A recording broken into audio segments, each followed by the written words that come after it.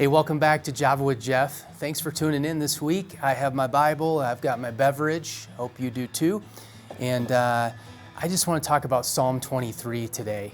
It's probably familiar to many of you. It's a famous psalm that's normally said at memorial services or end of life kinds of things, but it's so much more than that. David wrote it, and what's really interesting is obviously he's using the metaphor of shepherd and sheep. And we're referred to as the sheep. He was a shepherd before he was a king, which is really interesting. So he knew all about shepherding. And so that's not a very flattering picture of us, is it? I mean, we're sheep.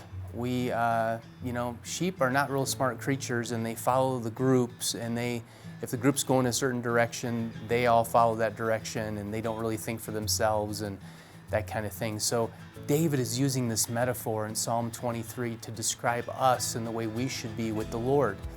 And so let me just read it, give a little commentary along the way, and hopefully it's encouraging to you today. But Psalm 23 verse 1, the Lord, and I need to push pause there because when he's talking about the Lord, he's not just talking about any Lord, any master. He's talking about the one true God, Yahweh, as opposed to all the other gods of all the other groups in that time period. So when David says the Lord, he's talking about the one true creator, sustainer of the universe, Yahweh.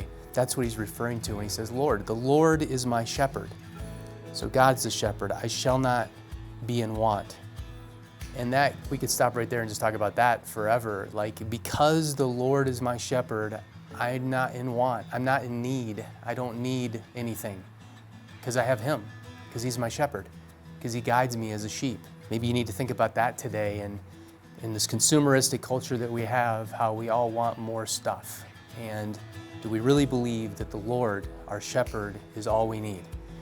That's challenging to me. Verse 2, he makes me lie down in green pastures to give me rest.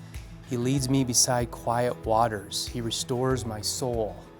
So he goes deep into our core to restore us, to give us rest, to give us comfort, to take care of us. So he's the one leading us because he's the shepherd leading the sheep. He guides me beside paths of righteousness for his name's sake. So it's for him, it's for his glory.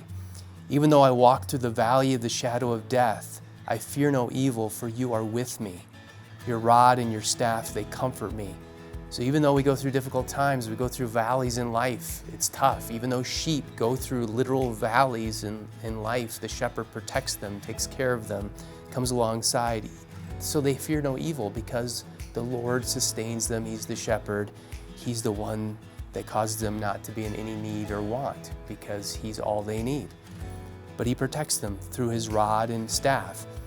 I've read a few commentaries about that, a few thoughts about that, and obviously the shepherd's staff can be used to spur a sheep along, or they can hook a sheep's neck and pull it back because there's danger. There's several ways to use that staff, but he does the same thing in our lives, doesn't he? He pulls us back when we shouldn't be going that direction. He kind of prods us along when we need to keep moving, get going a little faster. And so the shepherd uses the staff different ways. Verse 5, you prepare a table for me in the presence of my enemies. You anoint my head with oil, my cup overflows. Surely goodness and love will follow me all the days of my life, and I will dwell in the house of the Lord forever. So what I didn't tell you at the beginning of this psalm is the context is not just shepherd and sheep. The context is David, King David, in the temple. In the metaphor of the temple, going to the house of the Lord. That's the temple. And so he ends it by, surely goodness and love will follow me all the days of my life, and I will dwell in the house of the Lord, the temple, forever. And eternally we will dwell in the house of the Lord forever. So go back and read this psalm for yourself. It's super encouraging. It is so much more than just for memorial services or end of life things. It's a metaphor for our lives and how much we need the Lord and to just trust him today. So I hope that's encouraging for you today. I hope you trust the Lord today and lean into that. Go get to know Jesus through this psalm, and I think you'll be encouraged today. Thanks for tuning in.